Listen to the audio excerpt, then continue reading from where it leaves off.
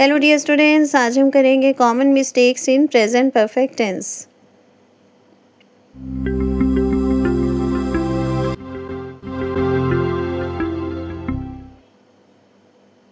Number 1, using the words like yesterday and last week. कई बार हम सेंटेंसेस बनाते हैं जिनमें कि हम येस्टरडे और लास्ट वीक जैसे वर्ड्स यूज़ करते हैं और साथ में ही हम प्रेजेंट परफेक्ट टेंस का स्ट्रक्चर यानी कि हेल्पिंग वर्ब और मेन वर्ब यूज़ करते हैं, जिससे कि वो सेंटेंस रॉन्ग हो जाता है। I have met him yesterday. देखिए ये सेंटेंस रॉन्ग है और इसका रीज़न क्या है? इसका रीज़न यही है कि यहाँ पर प्रेजेंट परफेक्ट टेंस का स्ट्रक्चर यूज़ हुआ है और साथ में येस्टरडे लिखा हुआ है। इसकी जगह होना चाहिए I have met him today. इसका मीनिंग है कि मैं आज उससे मिला हूँ या मिली हूँ।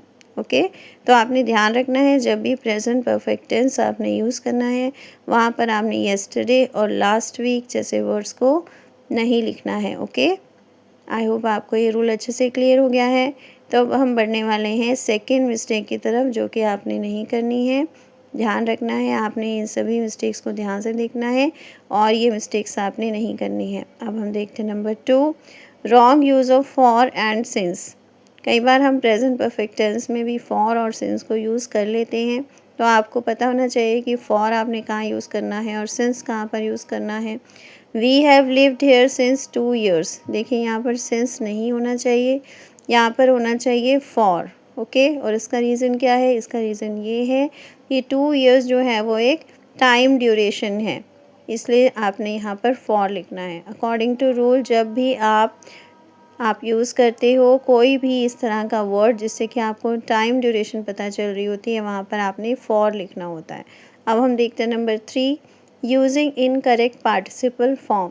पार्टिसिपल फॉर्म का मीनिंग होता है third form of the verb.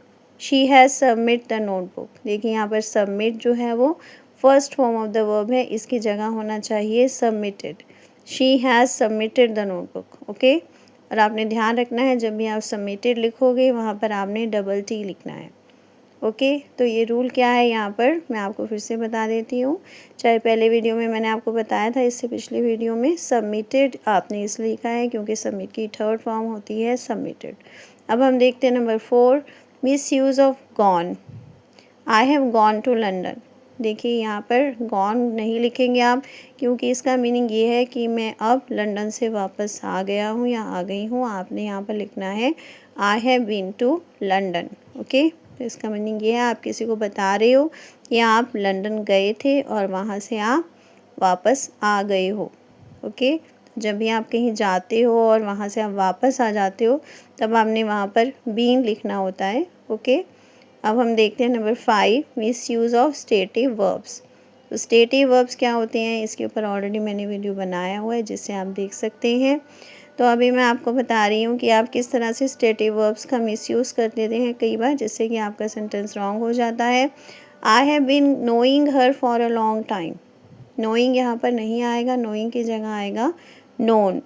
I have known her for a long time, यानी कि आप किसी को बता रहे हो कि आप किसी को काफ़ी समय से जानते हो। ओके, मैं उसे काफ़ी समय से जानता हूँ या जानती हूँ। तो यहाँ पर आपने नोइंग नहीं लिखना है क्योंकि अकॉर्डिंग टू रूल ये रॉन्ग है। That's all for today. Thanks for watching, keep learning, see you in the next video. Please subscribe to my channel if you haven't done it yet, and please give me your comments. Thank you.